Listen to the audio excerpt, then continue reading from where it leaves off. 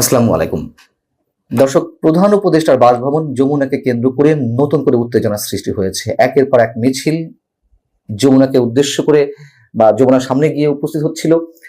সেখানে রাত 10টা থেকে অবস্থান নেয় জাতীয় নাগরিক কমিটির অন্যতম শীর্ষ নেতা সাবেক ছাত্র সমন্বয়ক হাসনাত আব্দুল্লাহর নেতৃত্বে বেশ কিছু ছাত্র। কি উদ্দেশ্য? উদ্দেশ্য হচ্ছে আওয়ামী লীগকে নিষিদ্ধ করার নিশ্চয়তা দিতে হবে।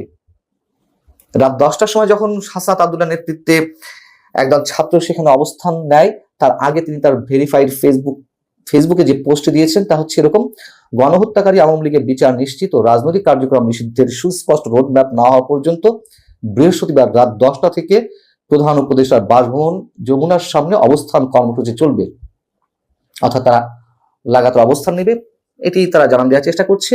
এবং তিনি বলছেন, যার এজেন্ডায়, অর্থাৎ প্রধান উপদেষ্টাকে কেন্দ্র করে বলছে, গণহত্যাকারী আওয়ামী লীগ নিষিদ্ধের সুস্পষ্ট বয়ান নেই, তার সাথে আমরা নেই। তার মানে সরকারকে তারা পদত্যাগে বাধ্য করবে বা যা যা করার তা করবে। এবং এই ধরনের বক্তব্য আমরা গত কয়েকদিন ধরে জাতীয় নাগরিক কমিটির বিভিন্ন পর্যায়ের নেতা বা ইনকলাব মঞ্চ সহ আরো কি কি সংগঠন আছে তাদের পক্ষ থেকে দাবি তোলা হচ্ছে যে প্রয়োজনে এই সরকারকে তারা ফেলে দিবে বা পদত্যাগ করাবে, নতুন করে কোনো সরকার তারা বসাবে। হাসনাত আব্দুল্লাহ তার ফেসবুক পোস্টে আরেকটি পোস্টে যেমন বলছে, হয়তো এটি বুধবার সকালে বা বুধবার রাতে বা বৃহস্পতিবার সকালে দেওয়া হয়েছিল। এখানে বলা হচ্ছে যে খুনিকে দেশ থেকে নিরাপদে বেরিয়ে যাওয়ার সুযোগ দেওয়া হয়, পুলিশ আসামি ধরলেও আদালত থেকে জামিন দেওয়া হয়, শিন শামিনকে রাষ্ট্রীয় তত্ত্বাবধানে বাসায় গিয়ে পাসপোর্ট করে দেওয়া হয়, ইত্যাদি ইত্যাদি। কথা হচ্ছে যে এই যে এত এত দাবি তোলা হচ্ছে, কই আমরা তো এর মধ্যে সমাজের যে অসঙ্গতিগুলো, ভয়ঙ্কর যে বিপদ সংকটগুলো আমাদের সামনে রয়েছে তা নিয়ে কখনো কোনো কথা বলতে শুনছি না। আওয়ামী লীগের বিচারে আপনারা চাইতেই পারেন, আমরা অনেকেই চাই আওয়ামী লীগ নেতাকর্মীদের, দল হিসেবে আওয়ামী লীগের নয়। সবচেয়ে এই মুহূর্তে তুমুল যে উদ্বেগের বিষয়, তুমুল বিতর্কিত বিষয়, রাখাইনের উদ্দেশ্যে করিডোর দেওয়া নিয়ে সরকারের যে প্রাথমিক সিদ্ধান্ত বা বিভিন্ন পর্যায়ে আলোচনার বিষয়গুলো তারা নিজেরাই বলছে, সেই বিষয়ে তো হাসনাত আব্দুল্লাহ এখনো পর্যন্ত একটি কথা উচ্চারণ করেনি যে দেশের জন্য, সার্বভৌমত্বের জন্য যা হুমকি, এই ধরনের কোনো সিদ্ধান্ত নেওয়া যাবে না। দেশের স্বাধীনতার হুমকিতে পরে এমন কোনো আলোচনা কারোর সাথে করা যাবে না, একটা টু শব্দ আমরা শুনিনি।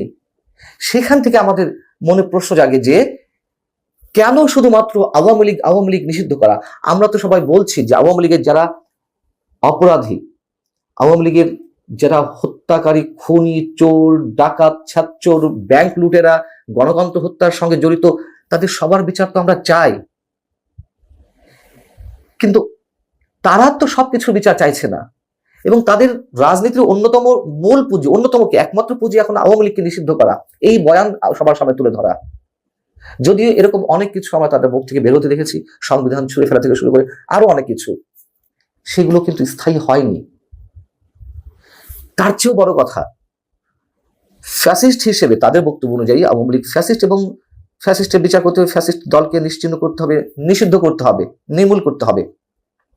কই একটা বারের জন্য তাদের মুখ থেকে আমরা একটা বারের জন্য শুনিনি যে স্বাধীনতা বিরোধীদের বিচার করতে হবে, স্বাধীনতা বিরোধী শক্তি হিসেবে যেই সংগঠন বা প্রতিষ্ঠান বা দলগুলো রয়েছে তাদের বিচার করতে হবে। বরঞ্চ আমরা দেখি যে এই ধরনের দলের সাথে তারা এক মঞ্চে উঠে সেই দলের নেতাদের সঙ্গে একই স্লোগান দিচ্ছেন।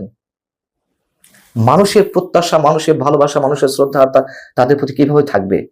এবং এই হাসনাত আব্দুল্লাহ তো অবশ্যই অকুতোভয় সৈনিক, তারা শেখ হাসিনা বিরোধী আন্দোলনে যথেষ্ট সাহসিকতা পরিচয় দিয়েছে।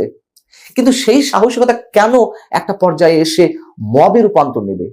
আমরা দেখলাম যে 5 আগস্টের পরপরই সুপ্রিম কোর্ট প্রাঙ্গণে কিছু বিচারপতির পদত্যাগের দাবিতে বা অপসারণের দাবিতে মব ক্রিয়েট করা হলো। শুধু সুপ্রিম কোর্ট কেন, বিভিন্ন দাবিতে মব ক্রিয়েট করা হয়, এখনো হয়। বিভিন্ন গণমাধ্যম আক্রমণ করা হয় মব ক্রিয়েট করার মাধ্যমে। তাদের প্রতি মানুষের যে শ্রদ্ধা, ভালোবাসা, স্নেহ ছিল সেগুলো থাকছে না, এটি চরম বাস্তবতা। সেই জায়গা থেকে তারা এখন তাদের একমাত্র পুঁজি আওয়ামী লীগকে নিষিদ্ধ করার দাবি তুলতে হবে এবং করতে হবে। আন্তর্জাতিক গণমাধ্যম আল জাজিরাকে দেওয়া সবশেষ যে সাক্ষাৎকার প্রধান উপদেষ্টার, সেখানে তিনি বলেছেন যে আল জাজিরা সাংবাদিকের প্রশ্নের উত্তরে যে আওয়ামী লীগকে নিষিদ্ধ করার বিষয়টি জনগণই নির্ধারণ করবে। সাংবাদিকের প্রশ্নের উত্তরে আবার প্রধান উপদেষ্টা বলেছেন, এটি ইসিও দেখতে পারে, আর রাজনৈতিক দলগুলোও সিদ্ধান্ত নিতে পারে।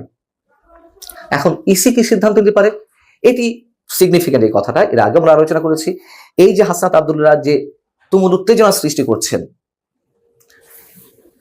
ইসির মাধ্যমে আওয়ামী লীগের নিবন্ধন হয়তো বাতিল হতে পারে।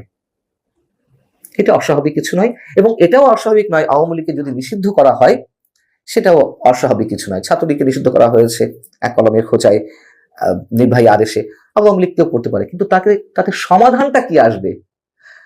কাগজে পত্রে নিষিদ্ধ ঘোষণা করে দেওয়া হলো বা বিচারের মাধ্যমে করা হলো, যেভাবেই করা হোক না কেন, আওয়ামী লীগ নির্মূল হয়ে যাবে?